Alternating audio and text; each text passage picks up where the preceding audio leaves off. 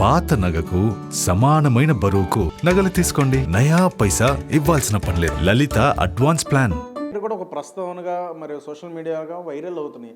ఇంటి పేరు ప్రస్తావన వచ్చినప్పుడు షర్మిల గారు కూడా మాట్లాడడం జరిగింది. నేను రాజన్న బిడ్డని, ఆయన రక్తాన్ని వయస్సు అనేది పేరు నాకు ఎందుకు ఉండదు అంటూ కూడా అన్నారు. ఎట్లా చూడవచ్చు అన్నారు దానికి?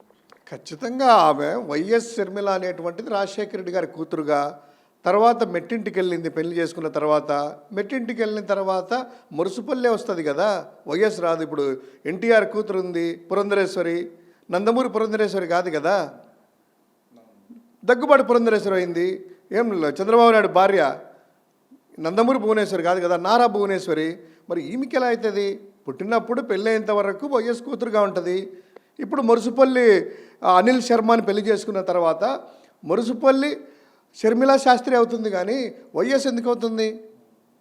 ఈవెన్ నాకు తెలిసి నారాలో అది కూతురు పుట్టినారు, కొడుకు పుట్టాడు, పురంధరేశ్వరి గారికి పుట్టిన కొడుకు కానీ, లేకపోతే భువనేశ్వరి కొడుకు నందమూరి లోకేష్ కాదే, నారా లోకేష్ కదా.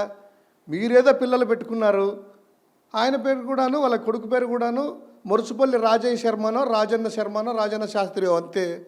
ఏమంటే రాజకీయంగా వాడుకోవడానికి అలా ఉన్నారు, కానీ ఖచ్చితంగా మురుసుపల్లి షర్మిల శాస్త్రినే.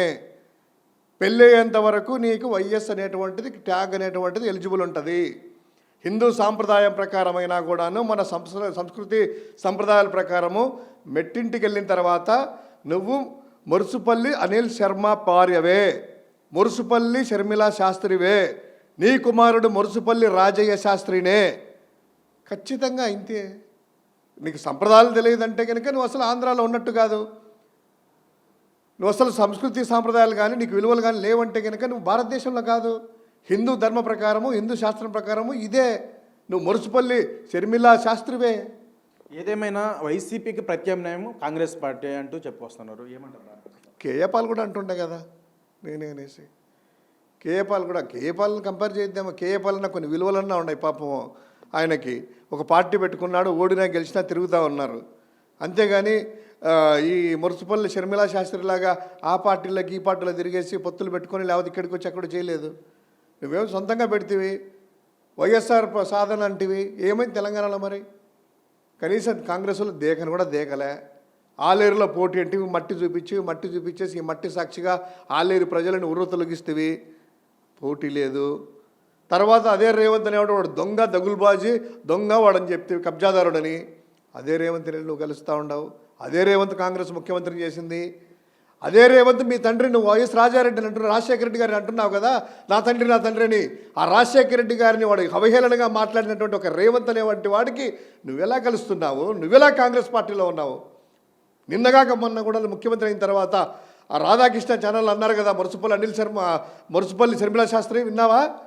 ప్రకృతికి వచ్చిందే, ప్రకృతి సమాధానం చెప్పిందంట.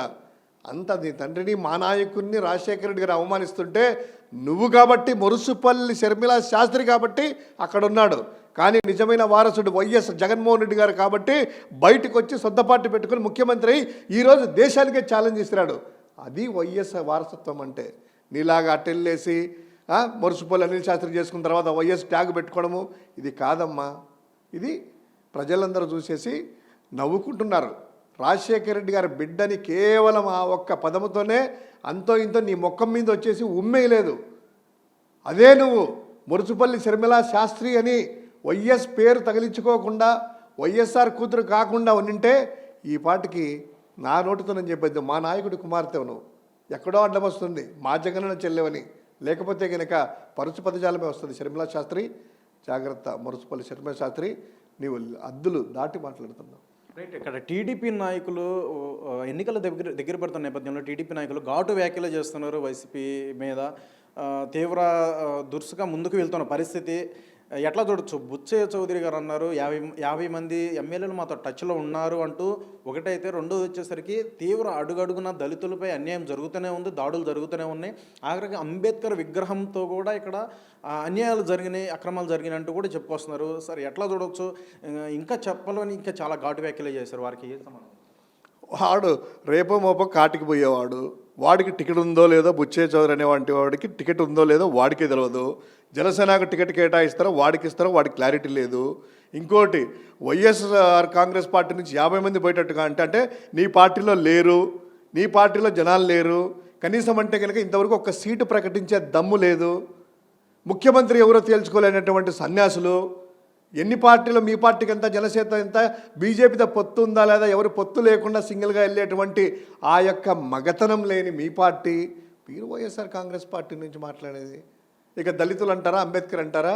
ఈ రాష్ట్రంలో మొన్న జరిగినటువంటి అంబేద్కర్ గారి విగ్రహ ఆవిష్కరణ సాక్షిగా, ఆ సమతా స్టాచ్యూ సాక్షిగా రాష్ట్రం నలుమూలల నుంచి, ప్రతి గ్రామం నుంచి 7 మంది దళితులు వచ్చి, 1,60,000 మంది దళిత సోదరులు వచ్చి ఇక్కడ అంబేద్కర్ గారికి అంత ఘనకీర్తి ఇచ్చి గౌరవించిన జగన్మోహన్ రెడ్డి గారికి జీవితాంతం రుణపడి ఉంటాము, ఇది జగన్ గారి సత్తా అనేటువంటిది వాళ్ళందరూ కూడాను వేయినలతో పోడుకుంటా ఉన్నారు.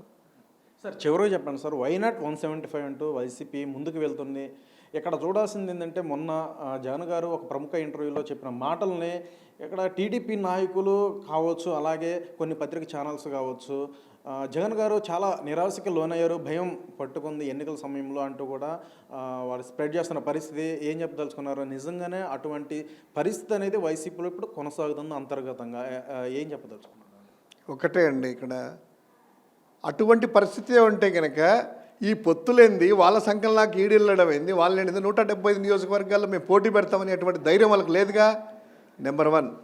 నెంబర్ 2, ఇక్కడ జగన్మోహన్ రెడ్డి గారు సంస్కరణలు అయితేనేమి, సంక్షేమ పథకాలు అయితేనేమి, కులం చూడకుండా, మతం చూడకుండా, రాజకీయం చూడకుండా, ప్రాంతం చూడకుండా ప్రతి ఒక్కరికి ఏమి అవసరమో తెలుసుకొని చేశాడు కాబట్టే ఈరోజు సామాజిక సాధికారత అనేటువంటిది ఆంధ్రప్రదేశ్లో ఉంది కాబట్టే, మహిళా సాధికారత సాధించాం కాబట్టే, దమ్మున్న మొగోడిలాగా, మళ్ళీ చెప్తున్నాను, జగన్మోహన్ రెడ్డి గారు ఒక దమ్మున్న మొగోడిలాగా, నేను చేసిన పరిపాలన మీకు నచ్చినట్లయితే, మీరు సంతృప్తి పొందితే ఈ మీ బిడ్డకు ఓటేయండి అంటున్నాడు. కానీ అంతేగాని చంద్రబాబులాగా నేను రోడ్లు వేసాను, నా రోడ్డు మీద తిరుగుతున్నారు, నేను టాయిలెట్లు కట్టించాను, నా టాయిలెట్లో కూర్చుంటున్నారు, నేను సంక్షేమ పెన్షన్ ఇస్తున్నాను, ఏదో వాడు హెరిటేజ్ నుంచి ఇచ్చినట్టు చెప్పి బ్లాక్మెయిల్ రాజకీయాలు చేసేసి నాకే ఓటేయండి అని అడుక్కోలేదు. ఎందుకంటే ఇక్కడ చేశాం కాబట్టే, మంచి గవర్నెన్స్ ఇచ్చాం కాబట్టే, మంచి అభివృద్ధి చేశాం కాబట్టే ఈరోజు ప్రజలందరూ కూడా హక్కును చేర్చుకుంటారు. అదే చెప్పాం, దాన్ని తీసుకొని వక్రీకరించి ఆ ఈనాడు, ఆ రాధాకృష్ణ అట్లా చేస్తే కనుక ఆ ఆనందం ఉంటుంది చూడు, ఏదో అంటారు మానసిక ఆనందం కాదు కానీ ఇది ఆ ఆనందం ఉంటుంది. కుక్కలు ఏదో ఒక కరెక్ట్గా నాకు చెప్పలేకున్నాడు, ఆ సామెతలాగా ఉంది. చివరికి ఏం చెప్పదలుచుకున్నారు? ఎన్నికల సమయం దగ్గర పడింది, ప్రజలను ఉద్దేశించి ఒకటే అండి, ఆంధ్రప్రదేశ్ ప్రజలకి జగన్మోహన్ రెడ్డి గారి మీద సంపూర్ణ నమ్మకం ఉంది. మేనిఫెస్టోలో పెట్టినటువంటి అంశాలను తూచా తప్పకుండా 99.7% వరకు నెరవేర్చడం జరిగింది. తర్వాత ఏ సెక్షన్ కూడాను, అంటే విద్యార్థి నుంచి నిరుద్యోగుల నుంచి ఏది తీసుకున్నా కూడా, మహిళల దగ్గర కావచ్చు, దళితులు కావచ్చు, అదేవిధంగా బీసీలకు కావచ్చు, ఎస్సీలకు కావచ్చు, ఎస్టీలకు, మైనారిటీలకు అందరికి కూడాను ఓన్ చేసుకొని ప్రతి ఒక్కరికి కూడాను గుర్తించేసేసి ఈరోజు దేశంలో ఎక్కడ లేని విధంగా రాష్ట్రంలో సాధికారత దిశగా అడుగులు పెడుతుంది. ఒకటే జగనన్న, నా ఎస్సీలు, నా మైనారిటీలు, నా యొక్క బీసీలు, నా ఎస్సీలు అనేసి నా నా నా అంటున్నాడంటే కనుక ఈ రాష్ట్రంలో ఉన్నటువంటి అన్ని వర్గాలకు మేలు చేశాడు కాబట్టే ఇలా జరిగింది. అంతే, ఖచ్చితంగా జగన్మోహన్ రెడ్డి గారికి తిరిగి పట్టం కట్టబోతున్నారు అత్యధికమైనటువంటి మెజారిటీతో.